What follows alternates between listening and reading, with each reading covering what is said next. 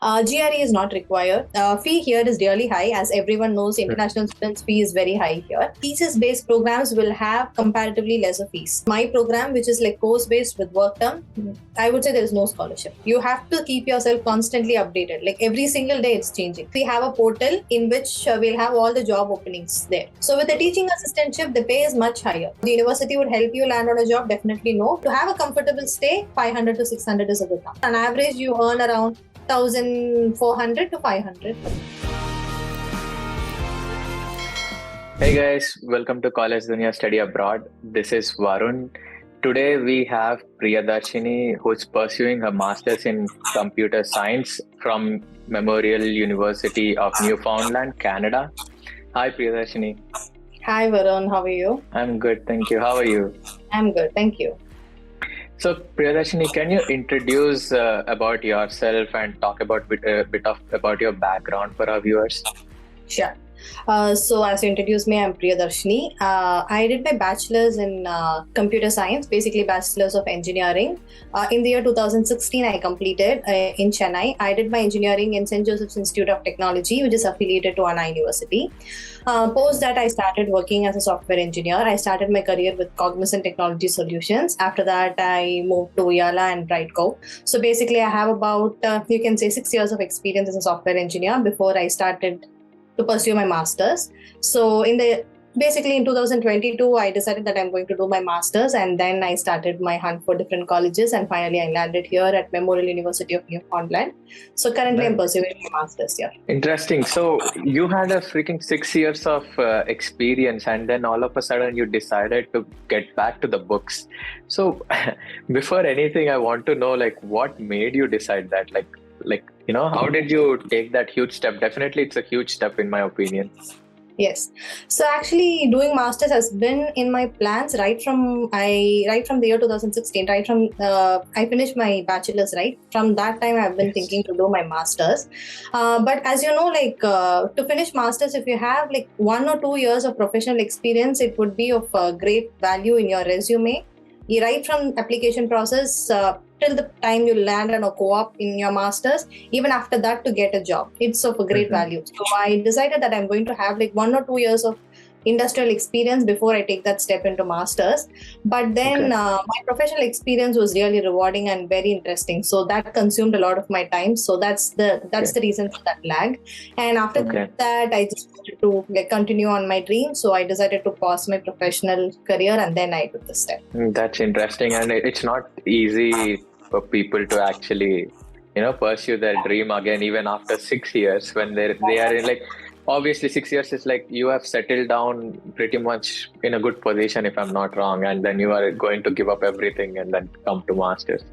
So actually, congratulations for that. That's not easy step. Thank you. So coming to your master's preparation, so first of all, which all universities did you apply when you were planning for masters, and how many admits did you get? Okay, so when it came to deciding on the universities, so to start from the scratch, we, as you know, in Canada, we have two things: colleges and universities. Colleges usually give the diploma degree. It usually will not be masters, and universities give you the master's degree. So my first filter was in that. I was very sure that I'm going to get a master's degree, not a diploma or 1 or 2 year program. I wasn't interested in that. My thing was to get a master's degree. So that's where the first criteria was. So I applied only to the universities. For the worst case scenario, I applied to just one college, which is Conestoga, and I got an admit there. So when it came to universities, there were a few things that were in my mind. One is like the fee. Fee here is really high. As everyone knows, international students' fee is very high here. Yes. So for all the universities, I had this criteria. I applied only to the universities which had affordable fee. So in that criteria, it had MUN, which is the one that I'm studying now. Next is the Regina, and UBC, University of Victoria, and Dalhousie University. These are the universities I applied. I picked up a handful of them and I applied. One more thing to remember is that the thesis-based programs will have comparatively lesser fees. For example, Saskatchewan University all has thesis in computer science, and they had affordable fees.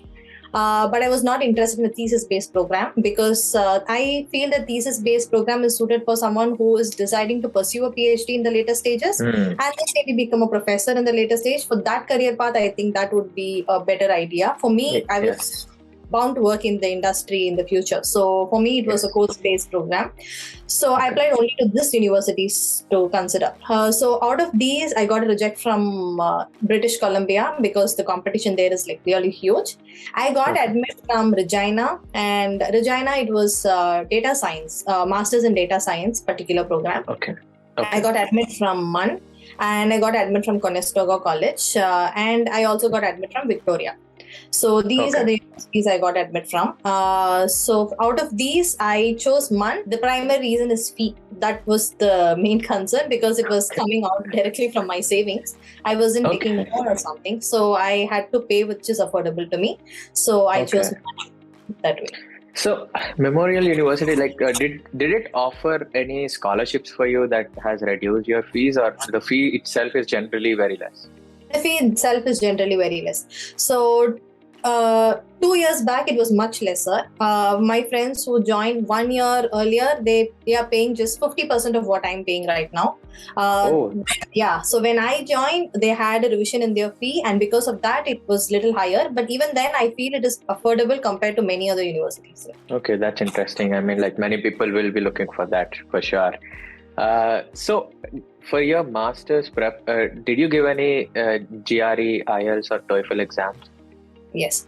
GRE is not required for many universities. For most of the universities here, I don't think GRE is required. At least for my program, Masters in Computer Science, GRE is not required. IELTS is mandatory for any universities. If you take, even for colleges, I guess IELTS is mandatory. So I took my IELTS exam 1 year before I started applying to all the universities. Apart from IELTS, I didn't take any other exam. There were no other exams that is required. Okay. And Mano, what is your IELTS score? Sure. My overall score is 8. Out of that, I don't remember the individual band. I'm sorry. But I think on an average, I think I got 7 in speaking and 7.5 in listening. I think 8 in listening, 7 in writing, and I don't remember the reading. So it was overall 8. Yeah, that's a wonderful score. It's not that easy to score for sure. Thank you. So how did you manage your SOP and LOR? 6 years of experience, that would actually detach you quite a bit from your university, right? And you went for masters, which is more of research based and academic course. So obviously they would expect something from your university. So how did you tackle that? How did you manage your LORs, and then how did you manage your SOP? Because with 6 years and master, that's a unique case. Like, very few go like that, right? So I would say my 6 years was actually one of the strongest points in my SOP, LOR, or in everything. It wasn't like a huge gap because I portrayed it in a way that it would be an asset for the university. So starting from LOR, when you are a college student with maybe 1 or 2 years of experience, they would expect LOR from the university. Basically, from the university you studied your bachelor's. Maybe 2 or 3 LORs, you get it from your HOD or from the professors who taught you. So in my case, what I did was I took 1 LOR from my university, from my HOD, and I took 2 LORs from my managers. The previous companies which I worked for, I took a very strong letter of recommendation from them, saying how strong I am in my field, how strong is my knowledge in my field and my ability to work. So I took a very strong LOR from them. So the consultancies which I spoke to, basically I did all my application process on my own, but whichever consultancy I spoke to, they recommended me taking 2 LORs from the university and 1 from the workplace. But I wanted to show my work experience in a way that would be of asset to the university. So I chose to go this way, and it was helpful for me. Yes, I think it is. Yeah. In my SOP as well, I wanted to portray my work experience in the strongest possible way. I wanted to justify the gap of not being in the academic pursuit. So in that way, I showed them that I had, even in my professional careers, I had certifications done. For example, in my field, AWS certification is something that is of value. So I portrayed those certifications. And when I came out of the industry, I was a senior software engineer. So I showed my promotions as my strongest points. So that way I justified my gap in the SOP as well. That's interesting because, as you mentioned, with all these certifications and all, general question for most of the people who are still planning to go for masters, yet with a lot of experience, they would have this question that I have already, done all these certifications. I have already had this experience already, in a practical way. Is it worth doing masters or not? They would have such question, right? Since you are already pursuing your masters now, and I think it's like almost close to a year now. So, what is your opinion on that? Like, do you think even pursuing masters even after 6 years is worth it, or like, is it actually, It's like, is it right ROI for you? and I understand. It's definitely worth it. So there is no way I would say it is not worth it. There is a lot of learning experience, especially as a software engineer. The technology is ever changing. You have to keep yourself constantly updated. Like every single day, it's changing. So take me for example. 6 years before, when I completed my bachelor's, I had no idea of machine learning. I had no idea of artificial intelligence, data science. All these are something that is new and booming, and I don't think even now most of the universities in India is teaching about all of these. So when I came here in masters, my last 2 semesters, I was okay. Here we can choose courses on our own. So it's not like you have all the courses and you're supposed to do only those courses. You'll have set of courses, and according to your interest, you can choose course every semester and you can study.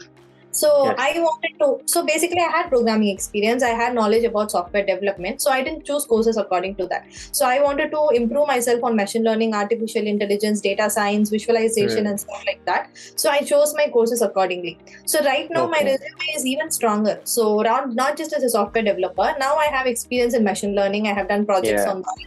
I have experience in data science. I have experience. All these are projects that we do in our course curriculum. So that has been added to my resume. So I don't think without masters I would have done any of these. So I think masters is a great value. Yeah, you actually make a point. I guess that would actually strengthen your resume as well, and it would give you better opportunities in the future, I guess. So let's talk a bit about your course structure, since we are on the topic. Can you tell us a bit about your course structure? Like, I'm like, how many number of years, number of credits, what kind of pattern or structure they follow? Okay. So my course is for 2 years. People even complete it in one semester before, basically, like 1 year, 8 months, something like that. People complete. So you have the liberty to do that. My course curriculum is like we have to complete total of 7 courses, and 7 courses, and one final project. If you choose a course based, maybe the number of courses is more, but I chose a work term based program. So for my case, it is like 7 courses with one final project, and 4 to 8 months of internship. So the 4 to 8 months is like 2 semesters. You will be completely working for an IT company. You wouldn't be doing any course or going to the college at all. And you will be fully paid for the internship. Like the company will pay you for the internship. So 4 to 8 months of internship. So for the first semester, people usually choose 2 courses. In my case, I did the same. The first semester, I did 2 courses. In the second semester, I did 3 courses. And currently, I'm doing just 1 course. And after that, I'm doing 8 months of internship. And once I finish my internship and come, I will be doing a final year project and 1 final course. So with that, I'll be finishing my course. Okay. That's interesting. That's a unique concept. I mean, like, not many universities offer. And these internships are something that you should achieve. You should secure them on your own, or does the university help you to get these internships? Like, any tie-ups or something with the IT companies? So I wouldn't call it exactly as a tie-up, but the university definitely help us get this internships. So in the university, we have a co-op office. We have co-op administrators who will work with us in helping us build our resume, in helping us build our cover letter and talking to companies and such. So this could be a detailed answer. So for example, in my province, Newfoundland, there are not a lot of IT companies. Okay, there's a handful of IT companies. So even if you take the IT companies, there is one big player, which is Verafin. Other than that, we have only startups here in this particular province here. So what happens is that these startups will tell my university, the co-op office, saying that they have opening for a student here for this internship in this fall term or a spring term. And they say they are willing to hire 1 student, or basically it will mostly be 1 student per company. Yeah. So that's how. So when they give this to the co-op office, we have a portal in which we'll have all the job openings there. So all the students, we are supposed to apply for the job. It's not like the university will apply for us. We have to form our resume accordingly. Yeah. We have to do a cover letter accordingly. We have to give our transcripts and apply for the job. So once we apply for the job, they shortlist and they'll contact us, and then we'll have the interviews. Mostly it will be 1 or 2 rounds at the max. We'll have interviews. And once the interview is clear, they will give our offer to the university, and university will forward the offer to us. Okay, that's interesting. Kind of, it'll ease the process for you guys about searching where the opportunities are. And one interesting topic you spoke about is that the location is full of IT companies, be it startups or something. And it's very important when you are trying to get into the job market. The more the companies, the more the opportunities. Yeah, right? I was sorry, I wasn't sure if I cleared that right. The number of opportunity here is number of IT companies is less here in this province. Actually, that's what I said. There's just one big IT company. Less. But other than that, only startups, and it's just handful. I would say like 10 to 12 IT companies here at the max in this province. No, my intention was that only, that there are many startups, as you mentioned. So I considered them as IT companies itself, because, like the startups are the companies that actually encourage young talent, because they need people for less and we need jobs for experience. And startups are the place where you actually can showcase your skill and actually learn something from the core. That's what I would think. That's true. So yeah, that's nice about the location, I would say. And coming to the fee structure, what is the fee structure like? As you mentioned, it has changed a lot. What is it like right now? And can you shed some light on the scholarships if the university offers something? Okay. So first, talking about scholarship, for my program, which is like course-based with work term, I would say there is no scholarship. There is zero scholarship. When it comes to a thesis-based program, you have a lot of opportunities. For a computer science thesis-based program, you will have, based on your marks, based on how well your thesis is progressing, there are a lot of opportunities for scholarship in that area. So at the time of admission, I have not heard of any student getting a scholarship. Maybe once you get an admission and then progress better in your thesis course, you can approach your dean or someone and then apply for scholarship, and you can proceed accordingly. But at the time of admission, I have not heard of any such case for an international student. So to talk about the fees in itself, the total fee for my 2-year duration is about $20,000. Seriously? Yes. That's very, very less. Like even compared to India, I think it is less, right? Yeah, insane. Like compared to many other universities here, this is one of the universities that offers you curriculum in a way that is affordable for an international students. That too, I will tell you what is the best part. Like actually, I have my 2-year course. In the 2-year course, the total fee that I'm paying is only 20,000 CAD, which roughly is about 20 lakhs in India. 20 lakh. Yeah. Not even, I guess. But let's put it 20 lakhs. Yeah. So basically that.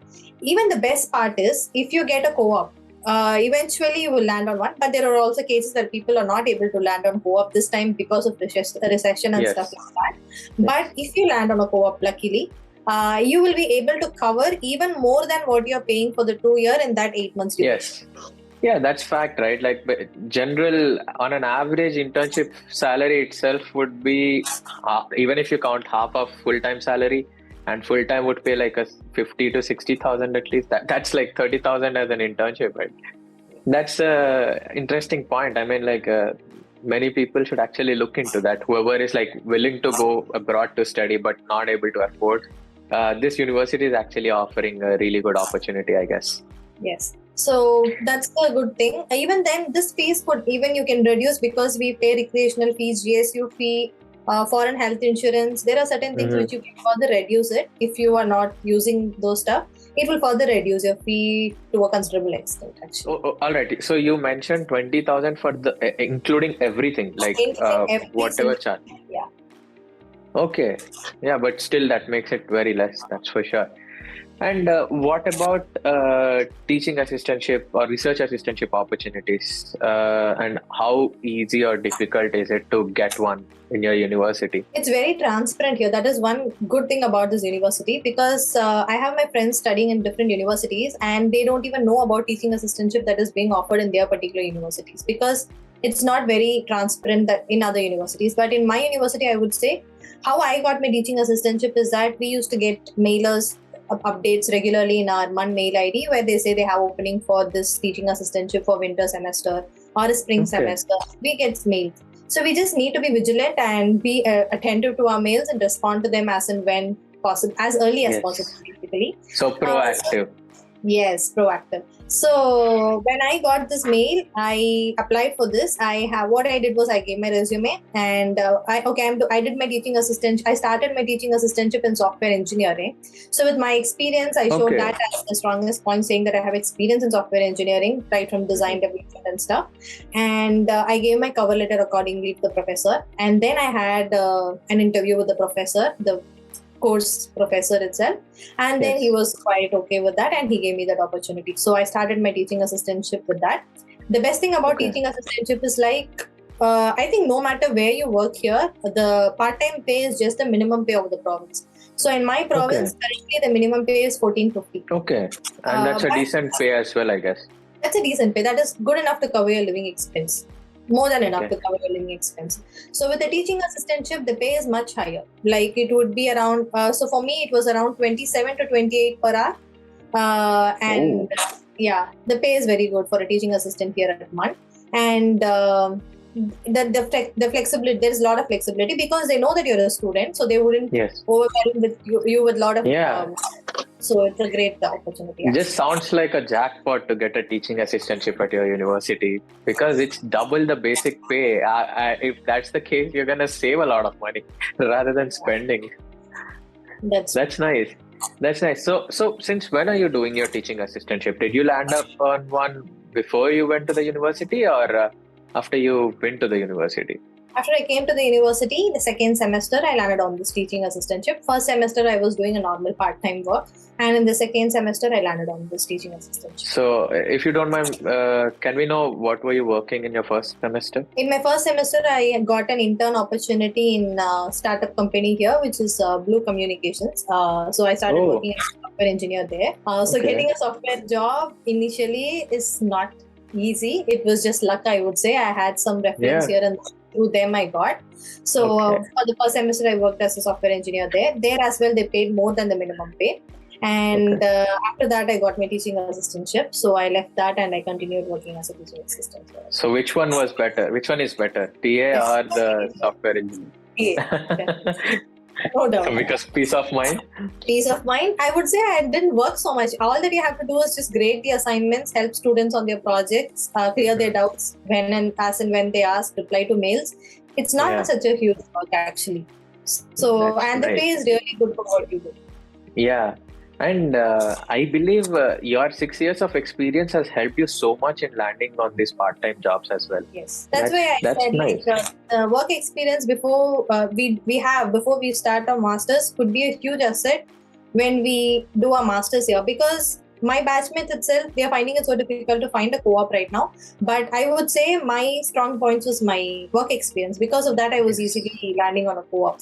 And even my teaching assistantship, even my first part-time job here in Canada. So all of this was because of my work experience. Even getting an admission here at MUN was also because of my work experience. So I think that was one of the strongest points. That's something good to know. Because I think even 2-3 years is not so enough, and your 6 years has given you actually a plus point, like, a strong forte for you. So what are the future prospects of this course, pursuing your master's in computer sciences from MUN? What are the future prospects of the course? What kind of roles would you be able to work as, and how the university is helping you to find the job role that you're willing to work as, or like what that you're fit for? So as a computer science student, depending on the course that you take, the number of jobs that you have available in the market widens, opens. So for example, as I said earlier, I took courses on machine learning, data visualization, data science, and etc. So once I finish my master's, I have the opportunity to apply in that field as well, not just as a software developer. I can apply on machine learning, data science, artificial intelligence as a fresher, of course, because I don't have experience in that. But the pay here obviously, whether you're a fresher or you have 6 years experience, the pay here is definitely good even for a fresher. Once you step out of the college and get into any good IT company, the pay is definitely good. So from then on, so depends on the course. So as a software engineer, when you do a master's in computer science, you're not limited to just one area or certain certain qualification. You have a lot of opportunities once you finish masters. So if you would ask me if the college would or the university would help you land on a job, definitely no, because after you finish your masters, you're on your own. Maybe for co-op, they'll help you because it's a part of your course curriculum in which you're supposed to finish your co-op to get your masters. So they help you talk to companies and give references accordingly. But after your masters, you will get zero help from the university to get a co-op. Get a full-time job. It's up to you. Okay, that's something new. It was all good, and all of a sudden one bad point that they might not help you at all. No, not just one, I guess. I think any university here in Canada, I don't think they would help you so much to find a job after you finish your masters. Maybe they would help you. One more thing is you'll have a lot of sessions even when you do your masters here. A lot of sessions will be organized by the university, helping you create a brand for yourself, helping you how to create a resume, cover letter, how to approach employers, how to talk to employers. You'll have a lot of sessions like that. You can attend those sessions, which would be really helpful when you finish your masters. But after you finish your masters, not just one, I don't think any university is going to help you talk to employers or find job that way. I don't think so. Yeah. So coming to the job, as we are talking about the jobs, I wanted to know what is the probability of finding a full-time job after you graduate from your course? Let me put this in two ways. One, getting a job in Newfoundland and getting a job in a different province. Getting a job in Newfoundland after you finish your masters in itself, I would say 60 to 70%, because as I mentioned earlier, the number of IT companies here is lesser compared to the other province. So a lot of people after finishing their masters, they move out of the province. While there are few people who would still be in the province, because if your ultimate aim is to get a PR in Canada, if you apply for PR from Newfoundland, it is very easy to get. Because as I mentioned, this is an island actually. So they have Atlantic nomination program and many other things that would easily fetch you an express entry PR from Newfoundland.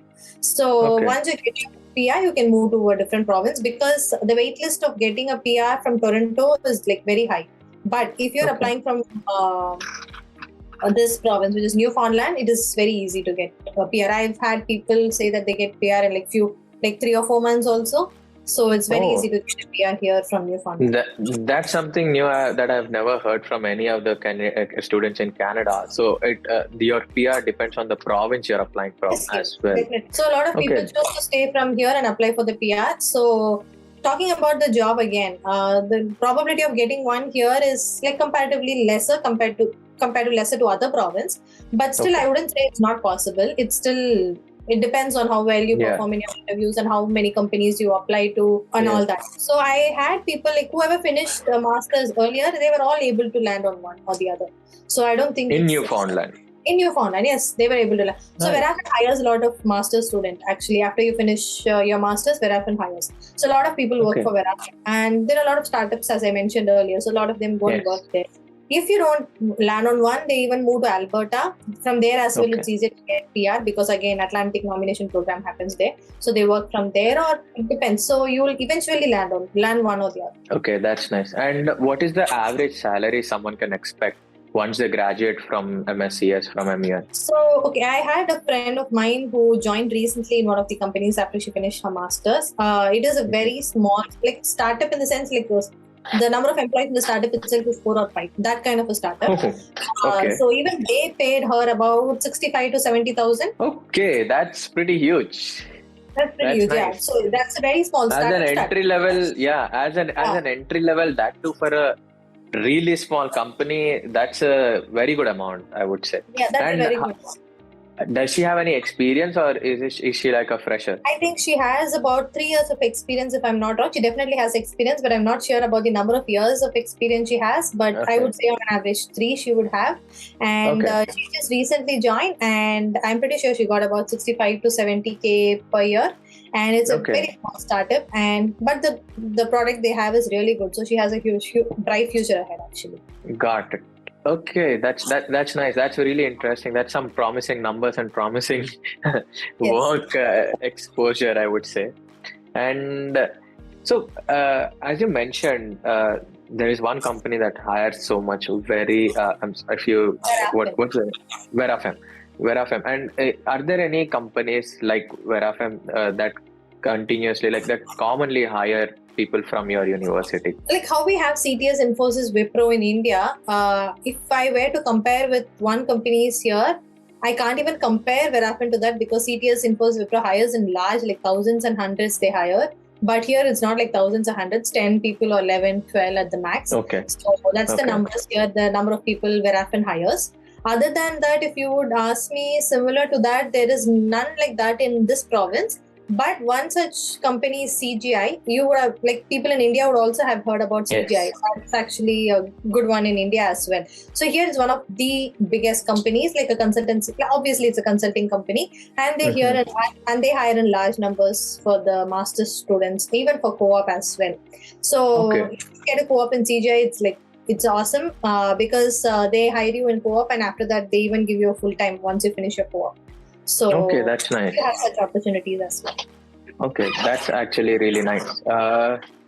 So yeah, I mean, like in terms of curriculum and jobs, I think that's about it. All the questions I have, and I would like to know your personal opinion till now. What do you feel? Do you feel are you happy about leaving your previous job and country and home and coming to Canada and pursuing your masters and settling here? Or do you have any feeling like, okay, I shouldn't have done that, or like, probably I should go back or something like that?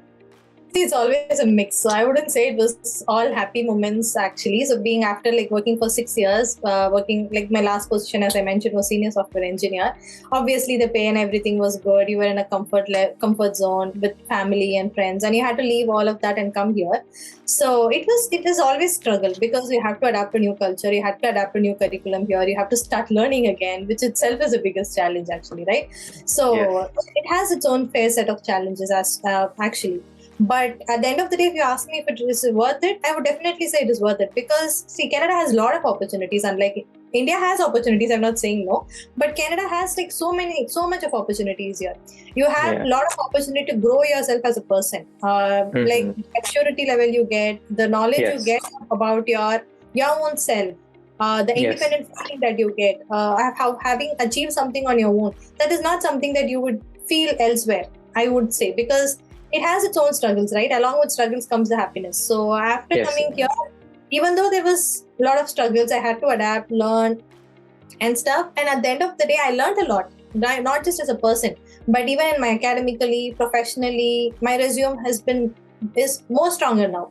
So I'm more confident in my profession actually. So I feel that I have more opportunities right now. And as a person, I have grown. So I think this is a good opportunity. And I don't think I would say like I shouldn't have come. I've never had that moment. Especially when you feel homesick, maybe you will feel like I should go back home and eat. But other than that, I think it's a great opportunity. Like maybe when you don't get your home food or you really miss. Yes, that's actually something interesting, because here in Newfoundland, at least to talk about, Toronto, it's like India. So you will have all home food there, like Indian food. Everywhere you see there. Yes. But in Newfoundland, Indian food is scarce actually. So you don't get Indian grocery in itself is like it's costly, and you don't find every Indian food here. So how do you manage?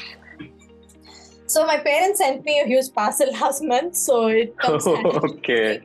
So all masalas and stuff like that comes to me from India. So that's been really helpful for me. So as you were mentioning, adapting to a new culture, I would like to ask, like, what was your first impression when you reached Canada, Newfoundland?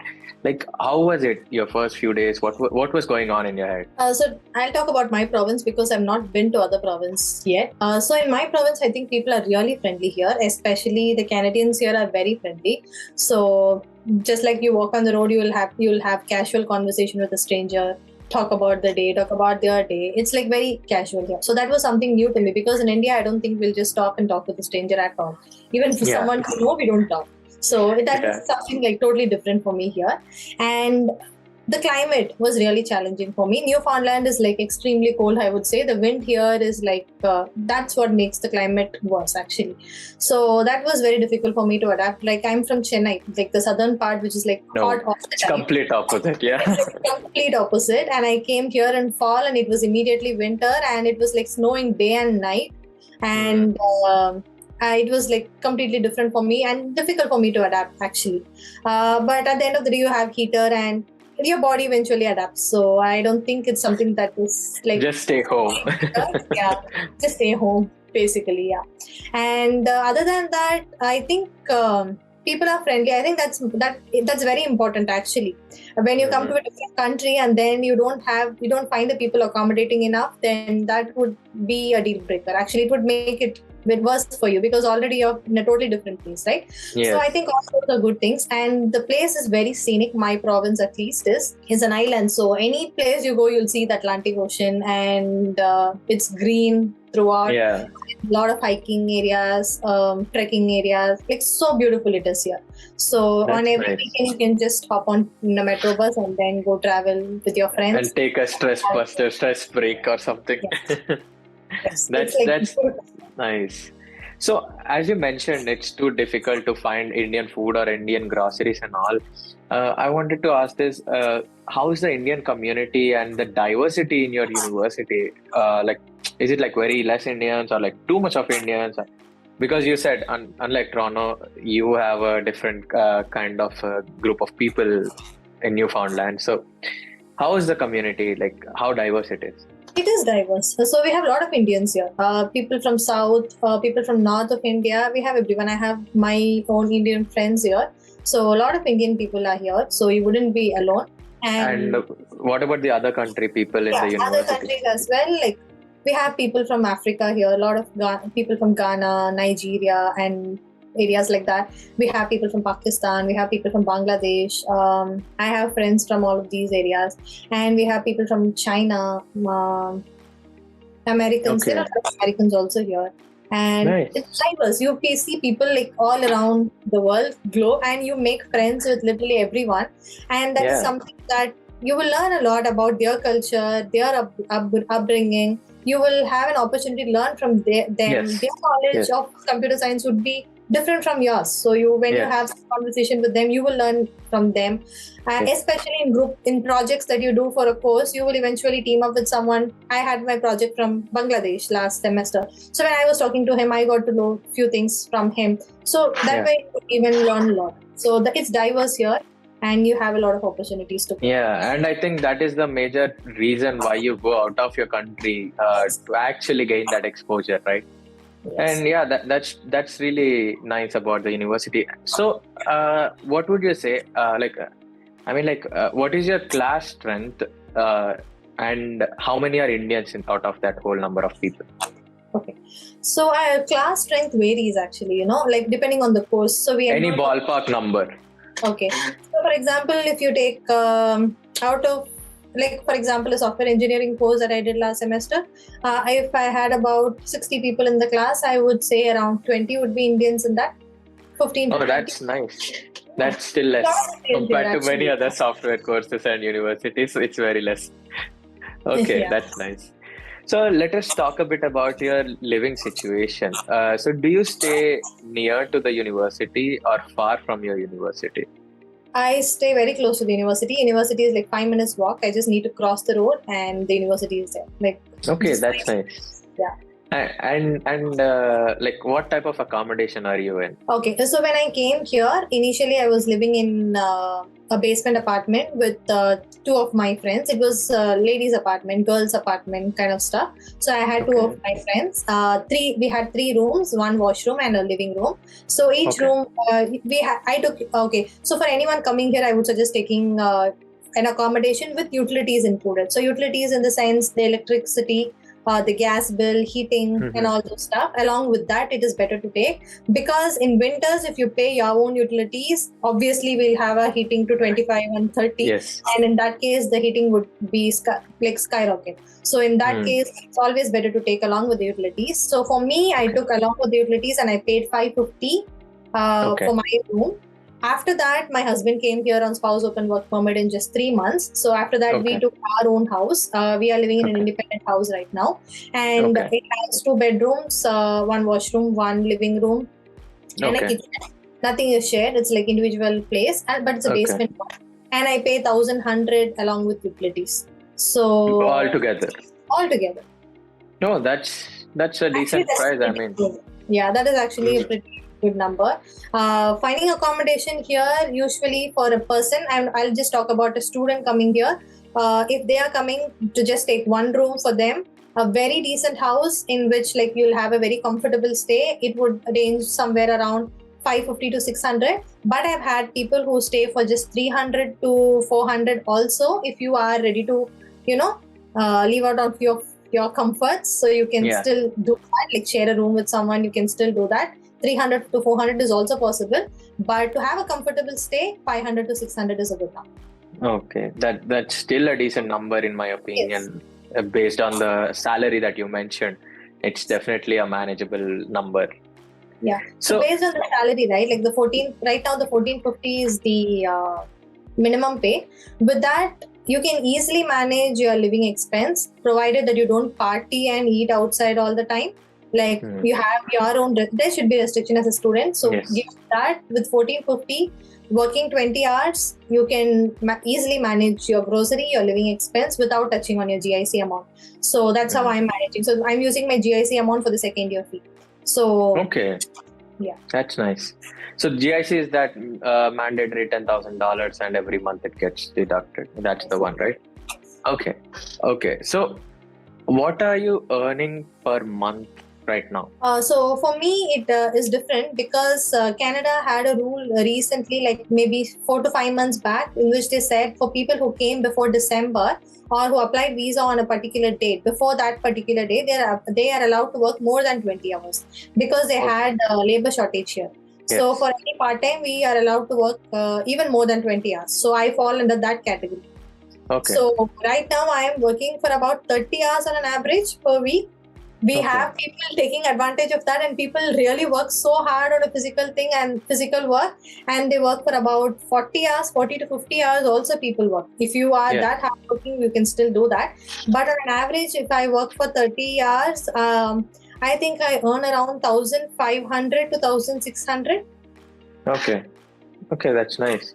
And wait, 1,600 for the $28? Shouldn't it be a lot? 1,450. And I work for 30 hours per week. 30 hours for 2 weeks, and 60 to 70 it would come on an average, I'm saying. Okay. So then in the whole month, it would be 6, 12, 18, 200 hours on an average. I mean, not 200, sorry, 150 around something. Yeah, that's true. I'm not sure with the calculation, but on an average, you earn around 1,400 to 500. Okay, that's nice. And so basically, like, how are you managing your expenses? Are you spending all that money? Because you have given me a new exception case that you're with your husband, with your husband and all. So I just got this question. So you are spending on your whole monthly expenses, or like, is it in a different way for you? For me, as I mentioned earlier, like what I'm earning in my part-time, we are using it for our living expense. What my husband is earning, we are trying to save it. He is also working as a software engineer here in the startup. So whatever he is earning, we are trying to save it up. And whatever I'm spending in my part-time is what we are spending on our grocery, our rent, and stuff like that. So that's how we are managing our expense. I think with the part-time, it's good enough to cover your groceries. See, actually here grocery, if you are an Indian, we cook almost every day. We are not. There are a few countries, people from few countries in which they prep their meal, and for like one whole week they eat that like Yeah. it's frozen. But we are Indians who are used to like fresh cooking almost. Cooking every day, yeah. Yeah. So considering that, I think on an average, like for 15 days, your grocery would be here. The pay is bi-weekly. So on an average for 15 days, I think you would. For grocery, you would spend at the max like 250 to 300. Okay. Like you buy everything at the max. I'm saying. So I had friends who spend only $100 also for a 15-day period. So with that, it's a good number for the minimum pay that you get. Yeah. So you mentioned that you're working as a teaching assistant, right? And do you think teaching assistants actually have work for more than 30 hours? Like, because in what I have seen, generally teaching assistants, sometimes they struggle to get number of hours. So I just got this doubt. It was very kind of a new thing for me. Like, oh, seriously, 30 hours. That's why I wanted to ask. The 30 hours is not only as a teaching assistant I work. So I work in other part-time also. Teaching assistant is one of my part-times. Teaching assistant, as you mentioned, we won't get so many hours. Like 30 hours, 40 hours is not possible. Usually in a week, you will get 8 hours or 9 hours at the max. Okay. That's like bi-weekly, I'm saying. So it's usually it depends, like when the students submit their assignments, we evaluate. Yes. It depends on that. So it's not like every day you have some work to do. So getting asked teaching assistant, as you mentioned, is not easy. The other part-time work that I mentioned as a software engineer, the intern. Yes. So the intern, that as well gives me the other part-time job. So all these together makes up. Okay, now it actually connects the dots. Okay, I got it. Yeah. So on an average, what are your monthly expenses in total or in general for a student who's studying at MUN? What would be average monthly expenses, like a ballpark number? I will talk about the time when I was living here for 3 months alone. So as a student, when I came here, I paid $550 for my apartment. And other than that, on an average, I would spend $350 to $400 at the max on grocery. Because I really like to eat, so I spend a lot on groceries. Then as I mentioned, I have my friends who spend like $100 and $150, $200 also on groceries. It depends on an individual. I don't party and all, so I don't spend money on that. So that was a saving part for me. Other than grocery, one interesting thing about this province is like you don't have cab facilities like Ola, Uber. In India, you just call an Ola, it comes and picks you. It's not that developed, I would say. Here, you just need to call a call taxi and then they would come and pick you. And call taxis are like insanely expensive here. So we don't use taxi as a student here unless and until it's very required. The only mode of commutation I would say here is Metro bus. So the Metro bus costs you, like I usually take a semester pass, and the semester pass usually comes around $273 to $270. Like it's for 4 months. So it's unlimited. Like you can travel any number of times you want. So that Metro pass bus is what I have. So that would come $270 for 4 months. So connecting this, like you can take on an average. Other than that, there is not much expense unless and until you go out with friends and eat out a lot.